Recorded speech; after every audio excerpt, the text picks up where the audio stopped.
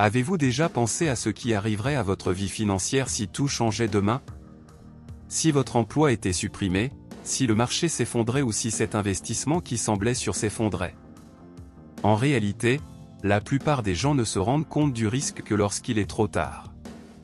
Mais savez-vous qui a vu cela de loin?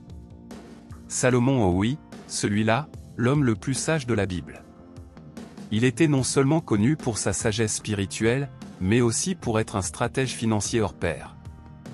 Et l'une des clés de son succès était une chose que peu de gens pratiquent avec brio aujourd'hui, la diversification. Salomon avait compris qu'on ne peut pas tout mettre au même endroit et espérer le meilleur.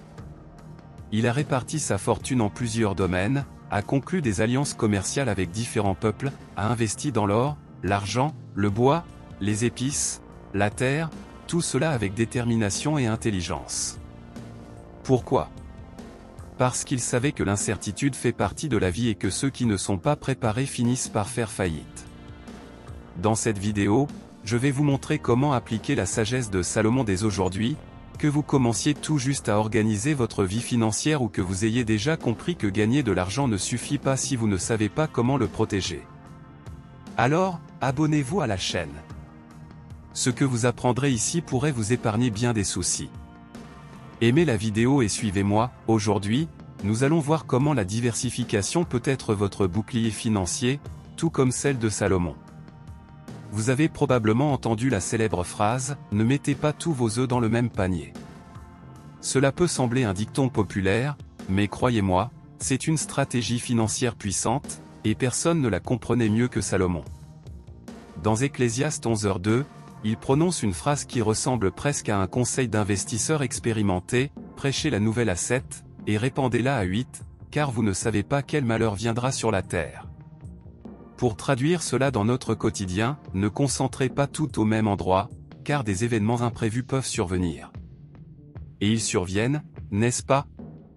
Il suffit d'observer autour de soi, une pandémie, une crise économique, l'instabilité des marchés, et hop, ce qui semblait sûr devient un problème. Salomon a vécu à une époque où les risques étaient constants, invasion, récolte potentiellement mauvaise, route commerciale bloquée. Il a donc appris à répartir ses ressources. Avait-il de l'or? Oui, il en avait. Mais il investissait aussi dans l'argent, les bois rares, les pierres précieuses, le commerce avec d'autres royaumes, et même les animaux exotiques. Rien n'était lié à une source unique. Aujourd'hui, ce principe s'applique de la même manière. Certaines personnes continuent d'épargner sur des comptes d'épargne ou d'investir la totalité de leur salaire dans une seule entreprise. Cependant, si quelque chose tourne mal, la chute est considérable. La diversification est précisément ce qui prévient cela. C'est comme une police d'assurance invisible, lorsqu'un élément se détériore, l'autre le soutient. Cela s'applique aux investissements, mais aussi aux sources de revenus, aux talents et aux projets. Et attention, cela ne s'applique pas uniquement à ceux qui ont beaucoup d'argent. Même avec peu, on peut pratiquer la diversification. Épargnez une partie, investissez le reste, générez un revenu complémentaire, développez différentes compétences. Il ne s'agit pas de tout avoir, mais de bien utiliser ce que l'on a. Salomon nous disait ceci: pour protéger ce que l'on a construit au prix de tant d'efforts, il faut réfléchir stratégiquement.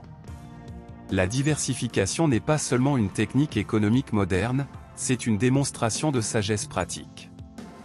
C'est comme construire plusieurs piliers pour soutenir une maison. Si l'un s'effondre, les autres la maintiennent. Alors, avant d'investir tout votre argent au même endroit ou de dépendre d'une seule source, réfléchissez un instant, et si quelque chose tournait mal? Car l'inattendu ne prévient jamais. Mais ceux qui anticipent, comme Salomon, non seulement se protègent, mais prospèrent. Salomon n'était pas seulement sage, c'était un véritable stratège pour bâtir et protéger sa fortune. Et sachez qu'il ne dépendait pas d'une seule source de revenus. Il savait que dépendre d'une seule ressource représentait un risque considérable, c'est pourquoi il répartissait intelligemment sa fortune, en diversifiant tout. Si l'on examine son histoire, on constate que Salomon tirait sa richesse de multiples sources, il recevait de l'or et de l'argent des tribus des royaumes voisins, faisait le commerce de bois précieux de contrées lointaines, accumulait des épices rares, des pierres précieuses, possédait des terres, pratiquait le commerce maritime, s'approvisionnait en animaux exotiques et entretenait des relations commerciales avec d'autres nations. C'était comme s'il contrôlait chaque secteur de l'économie. Rien n'était concentré. Pensez Y aujourd'hui, imaginez une personne qui ne dépend que d'un salaire fixe. Si elle perd son emploi, que se passe-t-il? Sa vie financière s'effondre. Mais si cette même personne dispose déjà d'un fonds d'urgence, d'un investissement rentable, d'un petit revenu supplémentaire ou même d'une activité secondaire, elle dispose de plusieurs piliers sur lesquels s'appuyer. Salomon l'avait compris presque instinctivement, en mobilisant plusieurs sources de richesse, on crée un système de protection naturelle. Si l'une d'elles s'affaiblit, les autres maintiennent la structure. Et plus encore, il savait aussi que chaque type de ressource avait une fonction différente, l'une assurait la stabilité, l'autre la croissance, la troisième la protection à long terme. Dans le monde moderne, cette même stratégie vaut son pesant d'or, littéralement. Vous pouvez diversifier vos investissements, revenus fixes, actions, immobilier, fonds, vos sources de revenus, salaires, services, produits, commerce en ligne, et même vos compétences. Car la connaissance est aussi une forme de richesse. La diversification n'est pas seulement une question de sécurité. C'est une question de liberté. C'est savoir que l'on a des choix, des alternatives et une structure plus solide. Et cela commence par la planification, même avec peu d'argent, l'important est de se lancer. Salomon montre que la prospérité ne se résume pas à accumuler, mais à organiser intelligemment ses possessions. Et à ce jeu, ceux qui jouent stratégiquement en sortent toujours gagnants. Salomon était sage, car il n'a pas attendu que les difficultés frappent à sa porte pour agir. Il a anticipé les risques. Et l'un des moyens qu'il utilisait pour se protéger des temps difficiles était précisément la diversification. Pensez Y, à cette époque, il n'y avait ni assurance, ni banque centrale, ni plan d'urgence gouvernemental. Si une épidémie détruisait les récoltes, si une route commerciale était attaquée ou si un conflit éclatait entre royaumes, quiconque n'avait pas de plan B était à la merci du destin. Et Salomon, qui administrait un empire entier, savait pertinemment que vivre ainsi, c'était jouer à la roulette russe. Alors, qu'a-t-il fait? Il a diversifié pour prévenir, et non pas seulement réagir. Il a utilisé l'or, l'argent, les terres fertiles, le commerce maritime, les impôts, les alliances politiques stratégiques, tout cela a fonctionné comme une sorte de filet de sécurité. Si une source de revenus était affectée, les autres continuaient à soutenir le royaume. Si l'on transpose cela à notre réalité, le scénario n'est pas si différent. Nous vivons dans un monde en constante évolution. Crise financière, chômage, changement politique, instabilité mondiale, et lorsque ces événements surviennent, de nombreuses personnes qui ont tout misé au même endroit se retrouvent désespérées. La diversification sert de bouclier contre ces incertitudes. Elle vous protège de l'impact direct d'une crise spécifique. Par exemple, si vous investissez dans un seul type d'actifs, comme les actions, et que le marché s'effondre, tout votre argent pourrait fondre. En revanche, si une partie est investie dans des titres à revenus fixes, une autre dans l'immobilier, une autre dans des fonds ou même dans des connaissances et des compétences génératrices de revenus, l'impact est bien moindre. Salomon nous enseigne que la véritable prospérité ne consiste pas seulement à gagner plus, mais aussi à mieux se protéger. Ceux qui anticipent les temps difficiles ont plus de sérénité pour les affronter. De plus, ils ont la structure nécessaire pour rester forts lorsque d'autres font faillite. C'est ce type de mentalité qui distingue ceux qui survivent de ceux qui prospèrent. Et cela commence dès maintenant, par des décisions conscientes et stratégiques. Car, comme il l'a dit lui-même, vous ne savez pas quel malheur peut arriver sur la terre. Mais vous pouvez, oui, vous y préparer. La diversification ne consiste pas à jeter de l'argent par les fenêtres en espérant qu'une partie ira au bon endroit. Salomon ne faisait pas cela. Tout ce qu'il entreprenait était intentionnel, orienté et sage. Il diversifiait, certes, mais toujours avec un objectif précis. Il savait exactement ce que chaque ressource représentait et le rôle qu'elle jouait dans la stabilité de son royaume. L'or était un symbole de valeur et de prestige. Le bois précieux du Liban était utilisé pour les grands édifices, comme le temple. Les épices et les pierres précieuses garantissaient de bons accords commerciaux. Les tribus des autres royaumes apportaient non seulement richesse, mais maintenaient également les alliances diplomatiques. Salomon pensait stratégiquement. Il ne diversifiait pas par peur, mais par intelligence. Chaque choix était basé sur le besoin, l'objectif et le bénéfice à long terme. Appliquons cela à notre quotidien. Nombreux sont ceux qui, lorsqu'ils entendent parler de diversification, pensent qu'il s'agit simplement d'avoir un peu de tout. Acheter un fonds ici, une crypto-monnaie là, une action recommandée par un ami, un titre à revenu fixe plutôt aléatoire, mais sans aucun critère. Le résultat ? Au lieu de sécurité, il crée la confusion.